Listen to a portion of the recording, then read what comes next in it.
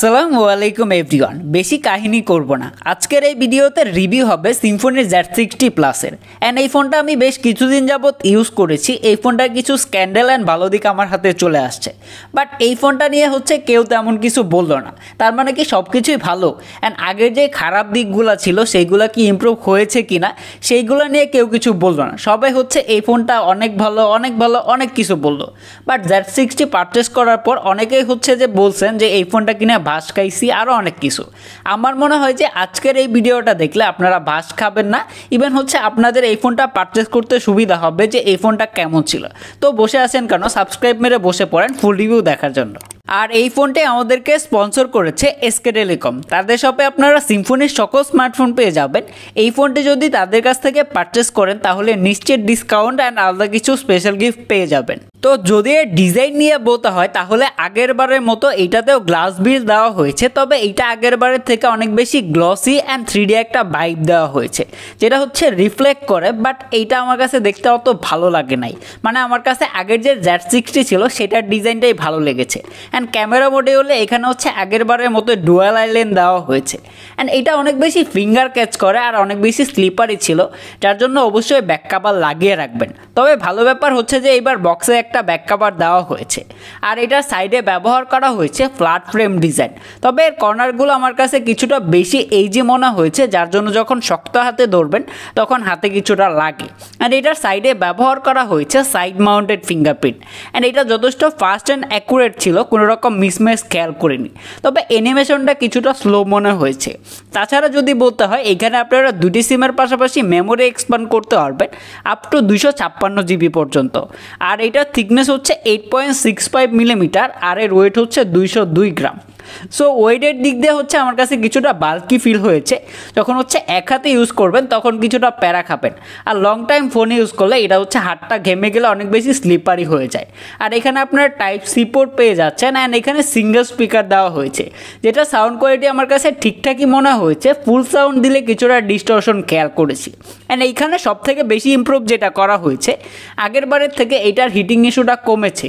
মানে আগে দেখা যায় যে আধা ঘন্টা বা 1 ঘন্টা ইউজ করলে ফোনটা অনেক বেশি হিট হইতো, বাট এইখানে ওই রকম কিছু খেয়াল করিনি। মানে আমি একটানা টিকটক ওপেন করে রাখছি 1 ঘন্টার মতো, তো ওই রকম হিটিং ইস্যু খেয়াল করি নাই।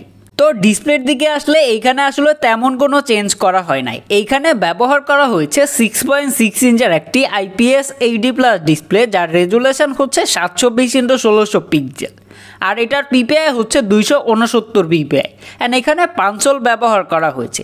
তবে আমি Z60 ভিডিওতেও বলেছিলাম যে এইটার যে পাঞ্চলটা আছে এইটার কর্নারে কিছুটা শ্যাডো ভাব খেয়াল করেছি। তবে এইটার ডিসপ্লেটা অনেকটা bright and colourful, media content watching experience ভালো ছিল। তবে 720p হওয়ার জন্য অবশ্যই কিছুটা শার্পনেসের ঘাটতি ফিল করবেন। তবে এইটা নিয়ে কমপ্লেন করার কিছু নাই।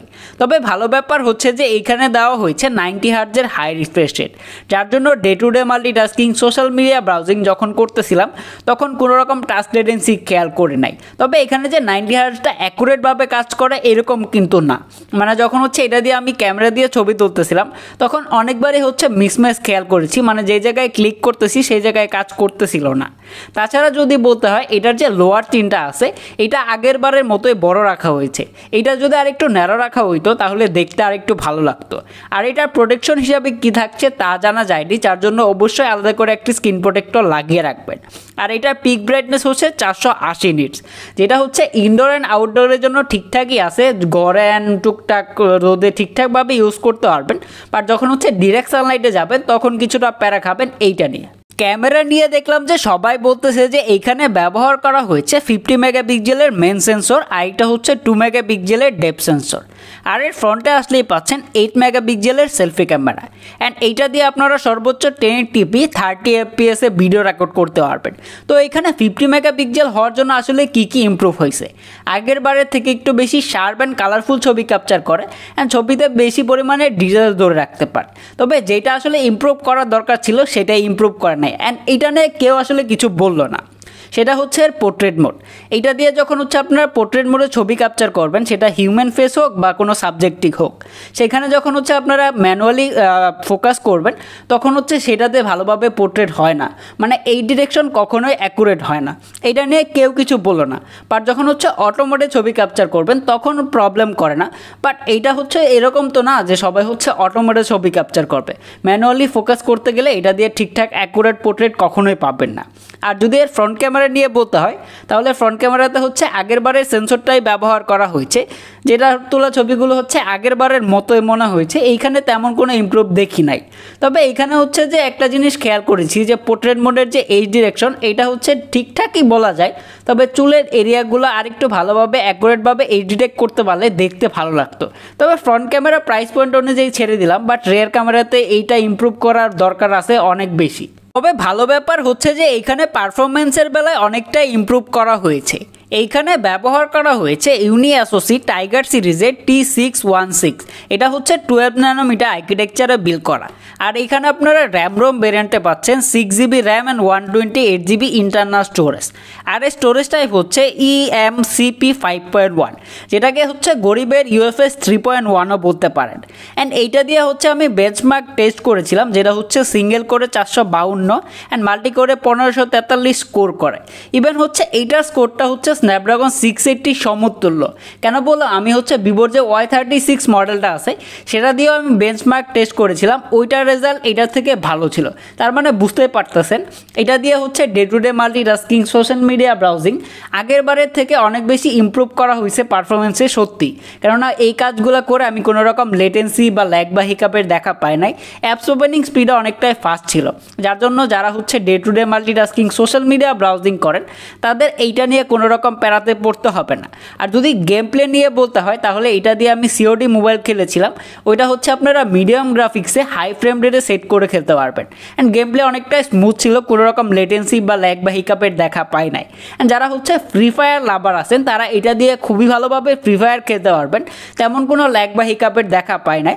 তবে অ্যাশপল 9 খেলেছিলাম, তো এইটা দিয়ে যখন হচ্ছে গাড়িগুলো ক্র্যাশ করে তখন কিছুটা ফ্রেম ড্রপের দেখা পেয়েছি।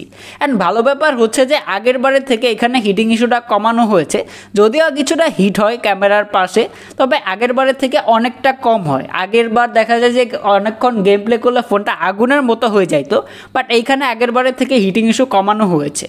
ব্যাটারিতে আসলে এইখানে আগের বারের থেকে কোনো চেঞ্জ করা হয় নাই, এইটাতে ব্যবহার করা হয়েছে 5000 mAh ব্যাটারি। যদি এর ব্যাটারি ব্যাকআপ নিয়ে বলতে হয় তাহলে এইটা দিয়ে যারা মডারেট ইউজার আছেন তারা হচ্ছে অনায়াসে 1.5 দিনের মতো ব্যাটারি ব্যাকআপ পেয়ে যাবেন। আর যারা হচ্ছে হার্ডকোর ইউজার, সবসময় ফোন ইউজ করেন, গেম প্লে করেন, তারা হচ্ছে অনায়াসে 8.5 থেকে 9 ঘন্টার মতো স্ক্রিন অন টাইম পাবেন 60 হার্টজ ব্যবহার করলে। আর যদি 90 হার্টজ ব্যবহার করেন তাহলে হচ্ছে 7 ঘন্টার মতো স্ক্রিন অন টাইম পেয়ে যাবেন। অ্যান্ড এটার বক্সে দেওয়া হয়েছে 18 ওয়াটের একটা ফাস্ট চার্জার, যেটা দিয়ে এই ফোনটা ফুল চার্জ হয়ে যায় 2.5 ঘন্টার ভিতরে। তো আগের বারের থেকে কি কি ইমপ্রুভ করা হয়েছে এটা যদি বলতে হয় তাহলে সবথেকে ভালো ব্যাপার হচ্ছে যে এইখানে হিটিং ইস্যু কমানো হয়েছে, আগের বারের মতো এটা এতটা হিট হয় না। আরেকটা ভালো ব্যাপার হচ্ছে যে এখানে পারফরমেন্সে অনেক বেশি ইমপ্রুভ করা হয়েছে, যেখানে Z60 থেকে এটার পারফরমেন্স অনেক ভালো। অ্যান্ড 6GB 128GB দেওয়া হয়েছে, যার জন্য হেভি মাল্টিটাস্কিংও করতে পারবেন। তাছাড়া ক্যামেরাতে ইমপ্রুভ করা হয়েছে, বাট পোর্ট্রেট মোডে ইমপ্রুভ করা হয় না, যেটা নিয়ে অবশ্যই সবাই প্যারা খাবেন। তাছাড়া আগের ডিসপ্লেটাই ব্যবহার করা হয়েছে, তবে ডিসপ্লেটা খারাপ ছিল না, কেননা এখন পর্যন্ত এটার সাথে হচ্ছে আমি যতগুলো কম্প্যারিজন করেছি সবগুলোর থেকে এইটার ডিসপ্লেটা ব্রাইট ছিল। তাছাড়া ডিজাইনে হচ্ছে আমার কাছে মনে হয় নাই ভালো করছে, ডিজাইনটা যদি আগেরটাই রাখতো তাহলেই ভালো হইতো। তাছাড়া ব্যাটারি ব্যাকআপ ভালো ছিল, ওইগুলো নিয়ে কমপ্লেন করবো না। তো এখন হচ্ছে আপনারা ডিসাইড করবেন নেবেন কি নেবেন না। তবে পারফরমেন্সের জন্য 12,000 টাকা প্রাইস পয়েন্টে এটা একটা বেস্ট অপশন সবার জন্যই।